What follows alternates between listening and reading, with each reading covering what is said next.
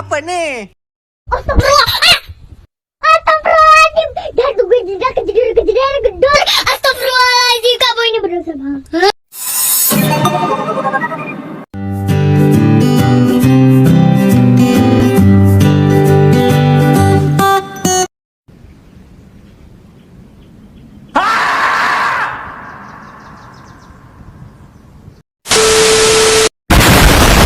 Wabarakatuh. Di sini saya akan menjelaskan yaitu situasi politik setelah Dekret Presiden 5 Juli 1959. Dekret Presiden 5 Juli 1959 mendapat sambutan baik dari masyarakat. Hal ini mengingat masa sebelumnya yang selalu dalam keadaan goyah. Tidak ada kestabilan politik.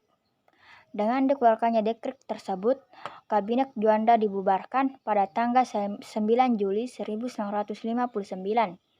Kemudian dibentuk Kabinet Kerja.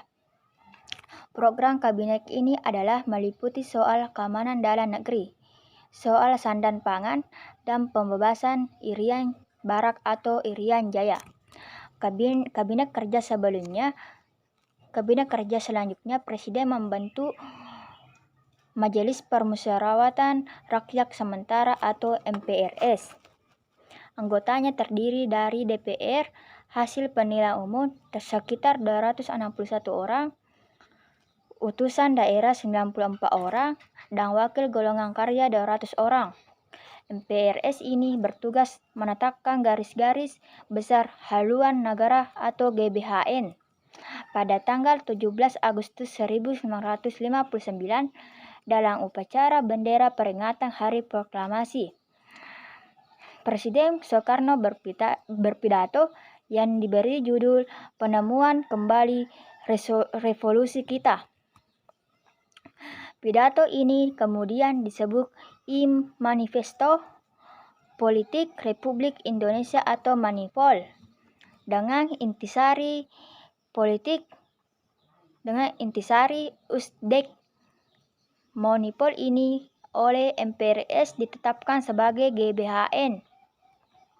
Tahun 1960 pada waktu Presiden mengajukan anggaran belanja negara ditolak oleh DPR. Karena itu, DPR kemudian dibubarkan oleh Presiden. Sebagai gantinya dibentuk Dewan Perwakilan Rakyat Gotong Royong atau DPRGR pada tanggal 24 Juni 1960. Dalam keanggotaan DPRGR ini ternyata di PKI diberi jatah kursi untuk banyak melihat perkembangan politik seperti di atas. Timbul tidak puas dari berbagai partai politik.